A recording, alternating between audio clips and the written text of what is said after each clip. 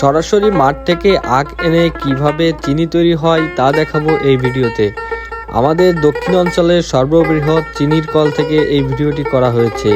চিনি তৈরির সম্পূর্ণ প্রসেস থাকবে এই ভিডিওতে, তাই ভিডিওটি সম্পূর্ণ দেখার অনুরোধ রইল।